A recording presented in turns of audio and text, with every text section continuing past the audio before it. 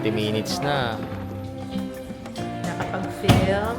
Dami kumakain ng century egg. Ajino.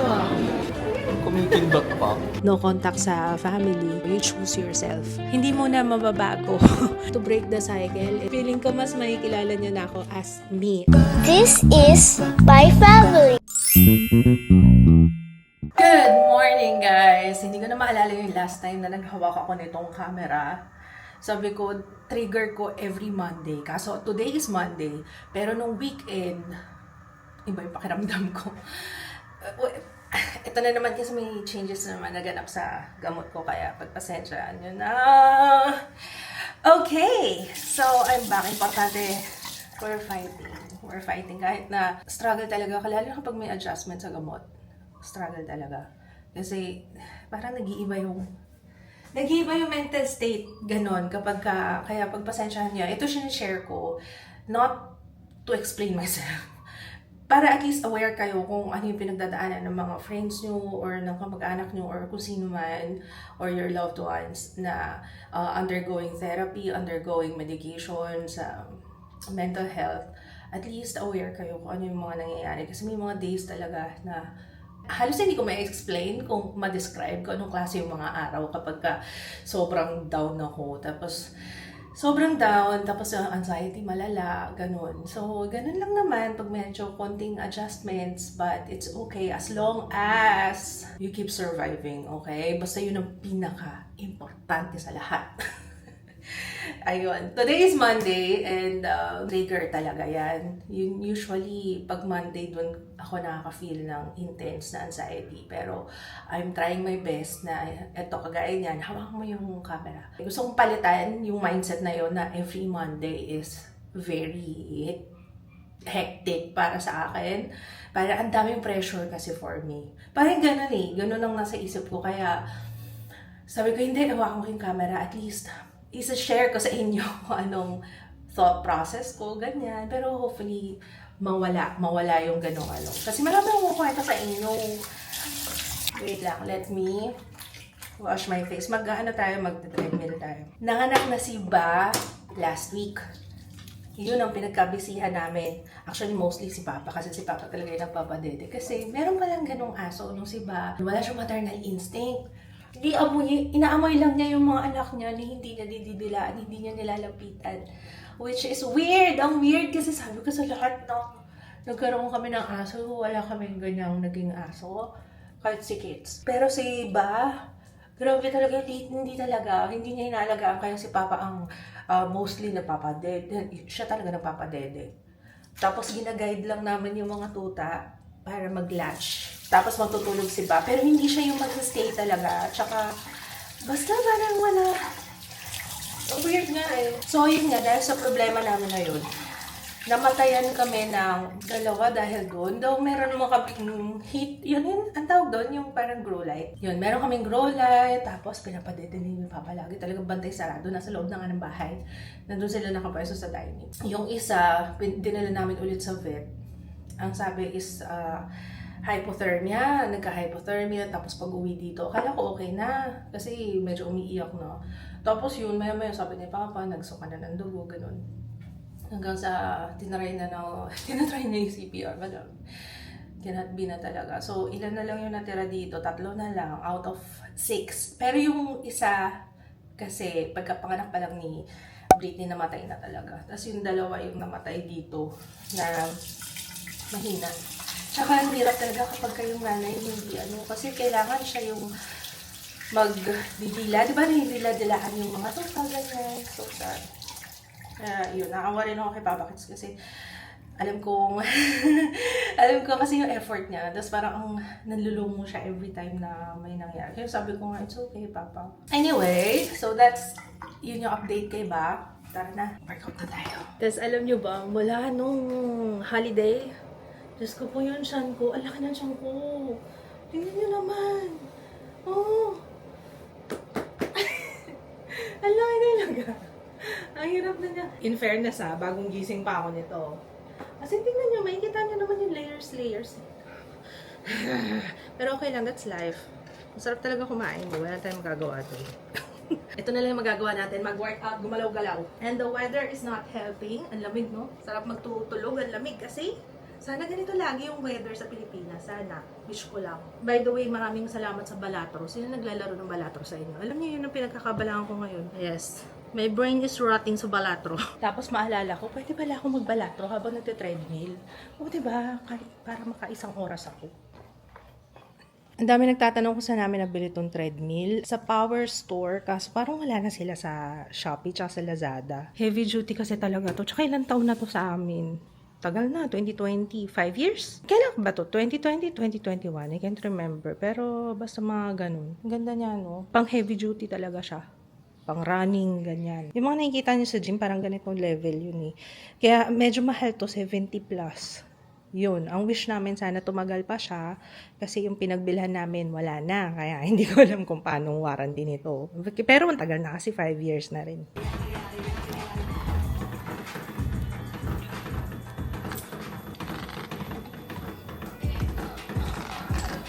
Tagal mo dyan ah. 40 minutes. Tagal mo dito ah. Dito sa balat. 40 minutes na. Uy, 3 kilometers. May nakatry na ako. Ayun no. Oo nga. Bukas ulit ah. Oo naman. Ako din. Next ka. Hindi, bukas.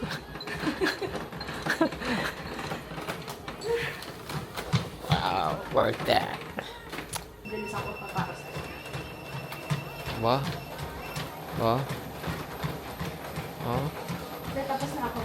It's time to harvest.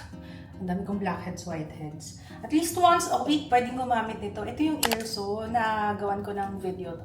Teka, pinost ko rin ba siya sa YouTube? Hindi ko maalala kung na-post ko rin siya sa YouTube. Pero, yes, ito yung Ilso. Sobrang dali lang niyang gamitin, guys. At saka, ang dali ng effect kasi after nun, ang kinis kagad ng ilong ko, hindi ko na kailangan pang kasi dati nagaganyan ako. At saka nagpiprick yung gumagamit ng tool. Ngayon, tinago ko na. Maganyan muna tayo bago tayo mag-makeup para malinis na yung ating face lock. Tsaka hinihintay ko naman kasi sila. Kasi galing sa school, sinundo ni Kits yung mga bata. So, habang naghihintay, ito muna gawin natin. Before tayo mag-lunch, soak lang muna. Tapos, ilalagay na sa nose. Tapos, dadagdagan ko lang yarn para mas makapit. Mas basa, mas makapit siya sa skin. Tapos, hayaan mo lang siya ng ganyan, 10 minutes. Meron ako tinatry ngayon. Hopefully, mas maging effective sa akin. Scheduling. As in, in-itemize ko yung mga gagawin ko for the entire day.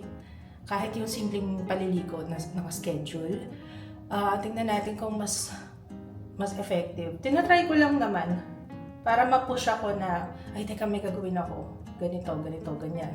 Tsaka para mas structured yung buong araw ko. Wow! Gumaganon, te! Kailangan ko yan. Try my best na, you know, yung mga ganyan dati, dead ma lang ako. Alam ko may mga gumagawa niyan, pero sabi ko, hindi ko naman kailangan yan. Schedule. Mukhang mas maganda nga. Mas maganda nga na ganun. By the way, link nito ilalagay ko sa description box. Naka 10 minutes na tayo. Tingnan nyo guys, tingnan nyo yung tsura. Hopefully makita nyo.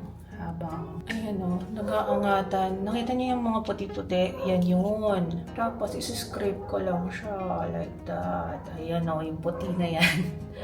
Yan yung whiteheads. Ayan, dami. Oh my gosh, parang mas marami ngayon kaysa noon last time. Alam niyo ba, mas blackheads ako pag hindi ako nagme-makeup. Siguro kasi yung double cleansing, hindi ko ginagawa pag hindi ako nagme-makeup eh. Kaya kailangan talaga. Double cleansing kahit hindi naka-makeup. Kasi nagsa-sunscreen ako eh. Ayan, grabe, ang dami. Ayan, nakakahiya. Grabe ka dami, va! Eunice! Where's my baby? Ano yan, Jiro? What is this? Can you say ice cream? Ice cream. Galing mo. Blueberry ice cream. Ano susuotin natin wig today? Yan ang gusto ko. Para na ako na, nagla-live selling. Pag nakita niyo to studio, kung gaano karami na yung wig ko. Opo. Next time, magla-live selling na ako. Ano susuotin ko today? Ay, ito. Nasaan mo? Siya. Ano ang pangalan nito? Wait lang, may mga pangalan kasi yan. Yun, ang name niya, Flavia. So, yun yung susuotin ko.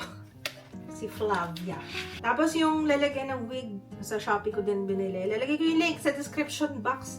Marami kasi nagtatanong kapag ka na-flex ko. Wow, na-flex. Pag napapakita ko sa video, dami nagtatanong. Kaya, para hindi na kayo mahirapan, ililink ko sa description box, okay?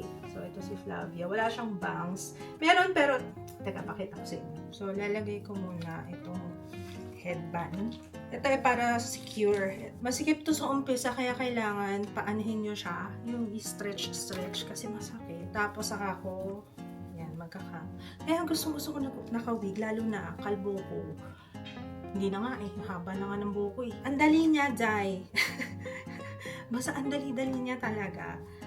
Walang umbok. Kasi yun yung mahirap, yung umbok dito sa likod pagka, lalo na pag nakatali yung buko. Eh, eto, yan na siya. Yan na siya talaga. Ayan. Tapos, baliktad sa akin. Saka ko. Hawiin ko lang yung box. Yan. Tapos, syempre, ayusin ko na lang to. Haba ng hair. Ang haba, oh. So, yun. Tapos gusto ko ihawi na lang siya ganun. Sinasamantala ko na magsuot ng ganito kasi habang malamig pa yung panahon. Pag mainit na, baka nakaka-irita na. Pero tingnan natin, baka makasanayan ko din siya. Kasi parang sanayin na nga ako. Flavia. Ganda ni Flavia, no? Pakainin natin tong fishies. Wow, swerte nyo ha. Mauna pa kayo kumain kaysa sa akin ha. Wow. Next. Kayo naman. Ayun na. Sino yan? Si Flavia. Sino yan? Common na yan dito sa amin yung tanungan. Si Flavia to. Tanong, sino yan for today? Sino ka for today? Sino ka dyan? Yun, literal. Hello, buba. Ito naman tayo sa labas.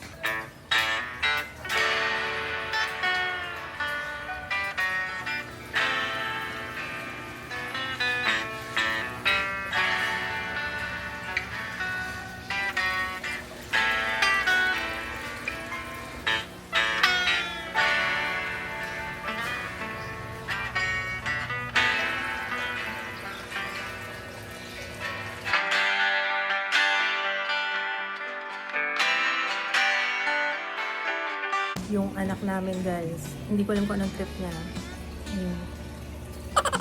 Ayun o. Baka yung POV ni Buba ang gusto niyo makakita. Sino dyan sa kulungan? Lagi siya nakatambay dyan. Mamaya sabihin eh, kinukulong namin. Hindi namin kinukulong, guys, ha. Gusto niya lang talaga pumunta dyan. Mga leftover. Meron tayong nilagang pata, ginisang ampalaya, at mga prito-prito. Gusto ba ni Joe yung... Nako. Pag nilabas ko to, for sure, mag-moist. Kaya, pag nag-moist, sorry ah. Hinahanap ko ngayon pamunas ko. Wait lang. Let's go. Nakapag-film, nakapag-shoot, kung ano man yung gusto nyong tawag doon. Ang ganda talaga ng buhok. Ay, grabe talaga. I-flex ko nga sa inyo if ever nagdadalawang isip na kayong mag-wig. Masyado maliwanag to. Hindi ko may flex eh, wag na lang. Kahit na nakahawi siya patalikod, yung nasa likod, para pa rin siyang totoo. Diba? Ganda niya talaga. So, obsessed na ako dito sa mga wig na to, guys. Ano bang gagawin ko? Pero masaya naman ako, basta yun na importante. Masaya naman ako sa mga kalokohan ko, no? Kaya try kong ipakita sa inyo. Diba? Yung sinasabi ko na mas maganda yung ganito kaysa yung binubugbog ko yung buko. Diba? At least ito, ayan na, sasalpak ko na lang sa ulo ko. Tapos ang wash naman niya is every 2 weeks, lalo na kung araw-araw ginagamit. Eh, hindi ko naman araw-araw ginagamit eh. Basta pag nangamoy tinapa na siya, binili ko. Eme lang na kiss pa yan. Bumili ako May ng uling ba extra. na? May uling talaga na Oo. case tayo. Ang nagustuhan ko dito, hindi yung case pa yan.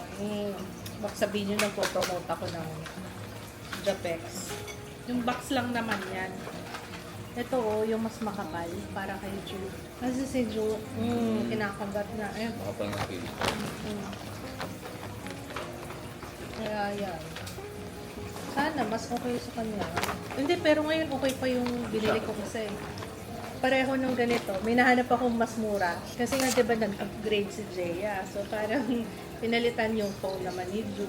Ay, na kay Ju naman yung phone niya. Tapos Yung isa, kay Jiro naman. Pero hindi naman nagsuselfon. Kumbaga pang ano lang, kasi alam nyo nainggitan eh. Si Jiro marunong na kasi. Yung parang, bakit siya meron, ba't ako wala? Parang gano'n na siya. Merienda namin ni Papa. Dito yung spot namin lagi. Ito ang tagpuan namin. Sa our spot. So, sakto. Pati yung grip, okay. Ano to? Sa'yo na yan. Nalagay ko si Frank. Ganito eh, oh. Ay, kaso wala na yung ganito. Wala lang. Oh, kain mo. Para namang ginagamit. Ay, sasakyan. Ito yung sinasabi ko, guys. Ito yung kay Ju. Ayan, oh. Almost the same nung sa akin. Gusto kasi nila yung merong pinapatungan. Ako lalo na si Ju. Si Ju talaga, security, ano niya kasi itong phone. Kaso yun lang, pag kakaiba, hindi siya nagaganon. Pero at least, meron na siyang, pwede na siyang ganyan, nakatayo. Diba?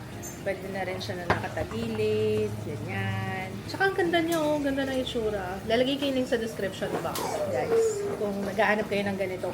Kasi ang dami nagtatanong sa akin. Tapos namamahalan sila. Kasi sabi ko, Toras itong binili ko. Namamahalan sila sa Toras. So yun, nakahanap ako ng mas mura. Hi! Open mo. Pabili. Pabili yellow. May yellow ka? Pabili. Isang yellow, please. Bawal?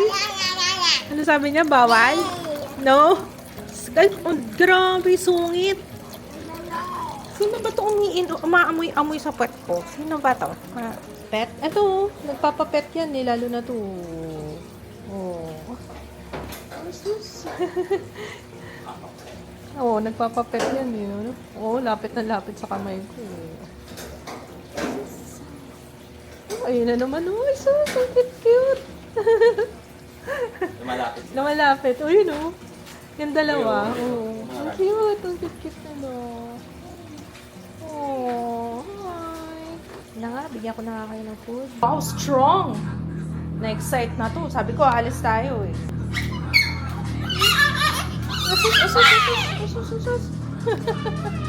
Ito yan, be. Old China. Ang dami kumakain naman. Saan tayo? Old? Very good! Mali ka na. Century egg. Gusto mo tikman? Tikim lang muna. Kasi yung kinain natin yung last time.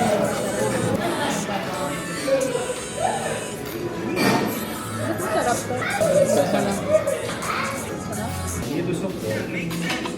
Siyempre. Xiaolongbao forever. Ang sarap din yung sabaw-sabaw sa loob. Sarap talaga. Tsaka mura pati dito. Kaya ang dami kumakain. Isa pa Jiro. Nagustuhan ni Jiro yung Xiaolongbao. Isang pa? More?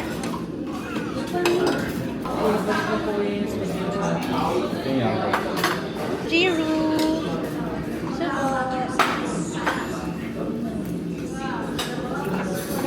Sarap?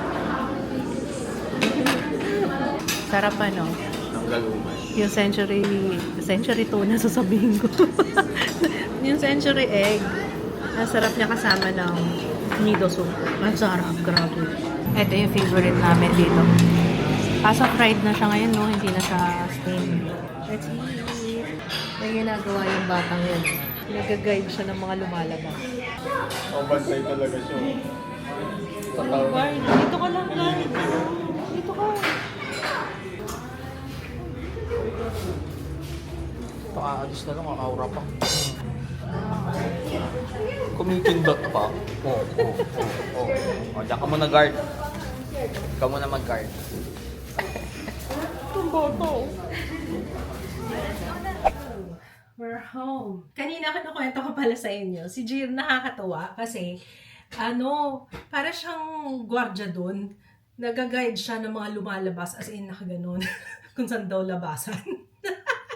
Nakakatawang bata. Diyos ko po. Ang dami-daming kalokohan talaga ng batang yan.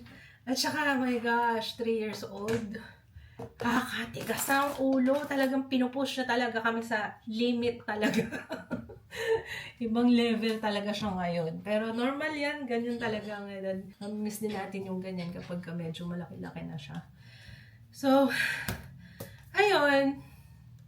Alam niyo ba, itong siguro isa sa mga reason din kung bakit parang down din ako lately. Kasi after ng holidays, alam niyo yung afterwards may guilt feeling. Alam niyo yun? Hindi ko alam kung alam niyo yun, pero sana nagigets niyo. Mag-mic ba tayo? Mag-mic tayo. Oh, yun. Okay. So, ayun nga. Di ba nasabi ko nga sa inyo na down ako nitong nakaraan? Parang after holidays, alam mo yung mafe-feel mo yung normalcy ulit, 'di ba? Yung parang ang saya-saya ng Christmas, tapos biglang balik na sa dating routine. So, feeling ko is sa mga din yun, mga reasons. And nakakatuwa dito kasi mula nung nag-therapy ako, mas nagiging aware. As in yung therapy na psychotherapy kasi syempre tuturuan ka kung paano mo i-handle yung mga situations na nakakapag-trigger sa'yo. Tapos, yun nga, mas nakilala ko yung sarili ko. And mas nakafocus ako ngayon sa inner child ko. Kasi kasama sa healing yun, na i-heal ko yung aking inner child. So, ngayon, lagi kong iniisip sa sarili ko. Kasi just in case na meron ding ganito rin pinagdadaanan like me, na no contact sa family. Hindi naman buong family, pero gets nyo na yun, okay? So, baka merong guilt feeling, which is I think normal talaga na magkakaroon ka ng guilt feeling kasi na-condition ka kasi nung bata ka to feel bad pagka hindi ka kasama dun sa unit mo, as what I mean is sa family unit mo. Kapag parang pag iniwan sa ere, parang hindi ka pwedeng maging masaya na ikaw lang, parang ganon. Especially kapag na-condition tayo ng ganon ever since. Pero ngayon, kahit na ina-apply ko na rin sa mga anak ko na kapag adult na sila, yung kumbaga hindi ako makikialam kung ano yung nila, lalo na kung matanda na sila kasi lumagpas na yung time eh, 'di ba? Syempre habang bata pa sila, nasa poder mo, doon na yung time na tuturuan mo sila kung ano yung tama at mali. Ngayon, lahat ng tinuro nyo sa anak nyo is ma-apply niya na once na maging adult na siya. What I'm trying to say is, I hope everyone is feeling fine and okay na yung guilt feeling kasi normal lang yan na magkaroon ng guilt feeling. Pero ang importante is, ikaw, yung sarili mo, you choose yourself. Hindi naman ibig sabihin na lagi na lang yung sarili mo yung pipiliin mo. Pero what I mean is yung, syempre, mas papahalagahan mo ngayon yung sarili mo. Kung ano yung masaya ka. Okay lang maging selfish from time to time. Paminsan-minsan, walang problema. Kasi lalo na kung over the years, lagi na lang inuuna mo yung iba. Tapos kinakalimutan mo yung sarili mo. Parang may something sa camera. Alam nyo, meron something talaga sa loob. Kulay puti. Ano kaya yun? Parang may insekto sa loob ng lens. And hindi porket, eto guys hindi ito one time thing. Years to, alam nyo naman, years baka sabihin nyo, porket may ganito, kaya ako nag-no contact sa pamilya ko kasi may pinag-awayan kaming isang bagay. Hindi siya isang bagay lang. Alam mo yun, talagang naipon na over the years. And feeling ko, I tried na ilang years na maging okay talaga. Kaso alam niyo yun, umabot na ako dun sa breaking point ko. Kaya, yeah. Pero syempre, I'm not closing my doors. Pero right now, siguro I need more time kasi ilang buwan pa lang naman. At saka, ganun ulit yung nangyari, yung pupunta dito ng wala man lang pasabi or wala man lang pag-uusap, wala man lang message, wala. As in, bigla na lang pupunta dito sa bahay. Parang, I don't know. Guys, pagka ganun, kasi syempre yung boundaries nga, yun nga yung gusto ko i-point out Kasi, alam ko na yan. Kasi alam mo yung parang mauulit na naman yung dati na hindi nyo pag-uusapan yan, tapos dadaanin nyo na naman sa limot. Tapos dadating na naman yung time na ito na naman yung magiging problema na parang pwede ba natin itigil na yung ganong cycle kasi hindi nga siya maganda. 'Di ba? Though ako naman at this point, parang hindi na ako nagke-carry ng hindi na ako nagke-carry ng anger, pero more like naghihintay lang ako ng accountability. Actually, tanggap ko na nga tanggap ko na sa dami rin ng mga nabasa kong libro, mga napanood kong videos about this. Pero mostly sa libro ko talaga natutunan and sa therapy na hindi mo na mababago. Hindi mo na mababago yung iba. Kumbaga ikaw na lang on yourself. Ikaw na lang yung mag-aano talaga. Tatanggapin mo na lang sa sarili mo na talagang yung ina-expect mo, hindi yun yung mangyayari. Yung sa tingin mong deserve mong parents, hindi yun yung napunta sa'yo. So, gano'n na lang. Parang i-accept mo na lang na gano'n talaga. And mas lawakan na lang. Mas, ikaw na lang yung, mas lawakan yung pag-iisip na gano'n. Para tanggalin na yung expectation. Kasi yung expectation, yun yung root cause ng disappointment at ng frustration, 'di ba? Kasi nag-expect ka masyado eh. So, i-lessen your expectations. Actually, mas okay nga nung wala ka na talagang expectations. Kasi para, hindi ka masaktan. And right now, sabi ko nga sa inyo, ang pinaka-importante talaga sa akin is yung inner child ko. And kaya minsan-minsan lang ako humawak ng camera, humawak nito. Kasi parang minsan, hindi rin maganda na nagvo-vlog ako kasi namamask ko yung emotions ko eh. Ayoko rin kasi talaga, sa totoo lang, ayokong ipasa sa inyo kung ano yung nararamdaman ko kasi kahit ako eh, mas gusto ko manood ng videos na ma-uplift ako, na makakatulong sa buhay ko. Ayoko nung, 'di ba? Though may mga matututunan naman tayo kasi kagaya nga niyan, yung mga nangyayari sa buhay, yung normal na pangyayari, ganyan. Oh well, that's life. That's life talaga. And, yun lang. Wala na akong ibang masabi. Oo, parang feeling ko umaano na ako eh. Lumilihis na ako ng landas. Kaya ko sinishare to kasi ito yung natutunan ko and to remind myself na malayo pa pero malayo ka na, girl. Natutuwa ako din sa sarili ko kasi nakikilala ko yung sarili ko. I mean, nakala mo talaga kilala mo na yung sarili mo pero, ngayon parang talagang pinapakiramdaman ko yung sarili ko tapos ano yung gusto kong gawin, ano yung, lagi ko iniisip yung inner child ko, yung batang Joan, lagi kong tinatanong sa sarili ko, ano ba ang gusto kong gawin na makakapagpasaya sa akin, yung mga ganong bagay. Kasi yun yung hindi ko natutukan ng pansin, parang more on hustle, parang more hustle culture talaga ginawa ko. Pero at least, nagpapasalamat ako kasi at this time, at this point in my life, na sobrang grateful ako na I had the means para matutukan ko yung sarili ko. Kasi feeling ko sasabog na ako last year. Feeling ko talaga, guys, parang ando na ako sa point na grabe talaga. Tsaka kinakabahan din ako kasi nasa family history nga namin. At hindi ko alam kung na-mention ko na sa inyo before, pero marami sa amin, both sides, may mga mental health problems like kasi alam naman natin na namamana din po yan. May bipolar, may depression, may schizophrenia, meron din kami. Marami. So, yun nga yung sinasabi ko. Kaya kinakabahan din ako kasi gusto ko as early as makita ko na, basta yun na nakita ko eh, iba na ako. At saka I'm becoming the person that I don't want to be. Yun yung turning point ko talaga na parang kung sino yung ayaw ko, nagiging ganun na ako. Ang magagawa ko na lang right now is, syempre, to break the cycle and yung kung ano yung mga naranasan ko before. And sana ganun yung gawin natin yung mga gustong mag-break na ng cycle na alam nyo na yun, kung pareho na tayo ng level ng alam nyo na yung ibig ko sabihin. And alam ko hindi lahat makaka-relate. Ito nga sinasabi ko, yung mga makaka-relate lang sa alam ko hindi naman lahat. Alam ko yung iba may loving family and good for you. Kaso unfortunately hindi lahat ganun. Hindi naman sinabi na hindi loving yung family ko. I mean, yung emotionally absent. Okay. Depende kasi yan kung paano yung description mo ng loving. Kasi may loving na, pinoprovide lahat ng kailangan, pero nasan yung totoong meaning ng love, 'di ba? Yung unconditional love, yung mga ganon. And alam nyo, hindi ko to naiisip dati. Talagang naka-survival mode ako noon, no? Years before. Talagang hindi ko yan naiisip. Pero ngayon, unti-unti ko habang naaalala ko lahat ng memories ko noong childhood.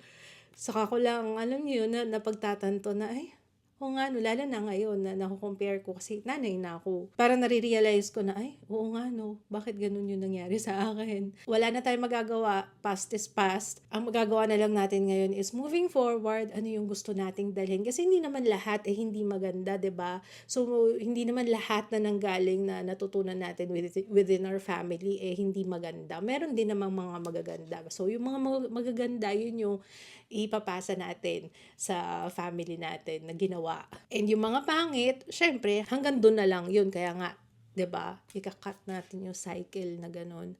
So, hopefully, pagdating ng mga susunod na generation, mas okay na yung, I don't know, paano kaya, no? Kasi syempre, nag-iiba na rin ngayon, lalo na sa social media, iba na rin yung pace pagdating sa pakikipag-communicate, yung pakikipag-socialize, ganyan. Diba, no? Tapos, may mga study na rin ngayon na too much social media nakakaruin din talaga ng mental health, which I think is oo, lalo na kapag pag mataas yung anxiety, girl, trust me, bitawan mo yung phone mo. Kaya nga sabi ko nga, thank you so much. Nakahanap ako ng, yan, yung pag-iisda ko. Kasi talagang, alam niyo, yung busy ako dun sa pag-iisda ko. Na minsan nakakalimutan ko na. Lalo na kapag napapansin nyo, wala akong post. Kasi pag hawak ko yung phone, at least man lang makapag-post ako ng IG story, ganyan. So, pag wala akong post, ibig sabihin, ko nun, nagre-rest. Kasi lagi naman ako may my day or IG story as much as possible. Pero pag may mga days na wala, I'm not in a good place. I mean, yung mentally. Hindi ko pa naman masasabi na mabilis na okay ako. Kaya, pasensya na kayo kapag mapapansin nyo medyo may kakaiba pa rin sa akin. Pero I'm trying my best. Pero kung if ever man hindi na bumalik yung dating ako, much better. Kasi survival mode ako nun eh. Feeling ko mas makikilala nyo na ako as me. As kung sino talaga ako. Not someone as gustong may please na somebody. So, yun lang. Hello! Nagtanggal na ako ng makeup. Nakalimutan kong i-vlog to. May nakita akong ganito. Hindi ko alam kung kay Sarina to. Sarina, feeling ko sa'yo to. Naiwan mo dito sa amin. Pero ang cute niya. Bagay sa akin. I like it. Ang haba na ng buhok ko. Lumalabas na siya dito. Magamitin ko ngayon. Hada labo muna tayo ngayon. Nag-alternate lang ako ngayon ng hada labo at saka ng Easy Do. Ganda kasi. Basta anything na nakakakinis ng skin, yung nakakatanggal ng texture, yun yung ginagamit ko ngayon. And so far, Hada Labo and Easy Do. Wala sila masyadong whitening effect, pero yun nga gusto ko kasi ang bilis pumuti ng mukha ko, kaya pass muna sa whitening. Where is the other one? Ayan. Yan lang naman. At saka yung moisturizer. Ay, napakaganda talaga, guys. Hada Labo. Japanese brand yan eh. And ito, yung hydrating cream nila. Ang gandang combo niyan. So, wag lang yan. Samahan nyo nito. Promise. Meron ako nga aminin sa inyo. Dati nag-filter pa ako na Paris sa Instagram. Kasi nga, ang tsaka. Ang tsaka talaga ng skin ko. Parang may buwang araw, ganyan. Not sponsored as in, ito guys, legit. Kahit naman na sponsored, pag sinabi ko, legit yon. Maniwala kayo sa akin. Kung ayaw nyo maniwala, di wag. So, ayun nga. Ang gandang combo nitong dalawang to, guys. Promise. Sana mag-work din sa inyo. Kasi syempre, iba-iba rin naman eh. Kasi, meron din mga nag-work sa inyo na sa akin, hindi nag-work. Diba? So, try lang talaga. Pero as much as possible, pag meron ako nasubukan na maganda, try. Ano ko talaga sa inyo yun. I-chichika ko talaga sa inyo. Papa, where are you? What are you doing? Diyan ka naman sa mga anak mo sa labas. Tsare. Anak mo sa loob na pala yan. Nasa loob na eh. Musta? Sarap na ng buhay. Papadede ka? Sukat na sukat. Hindi ka talaga sa ganyan. Parang si Jiro lang Therapeutic. Sa'yo ko lang narinig yan I mean, surprisingly, para sa lalaki, therapeutic yung pagpapadede. Nakakaanto kaya.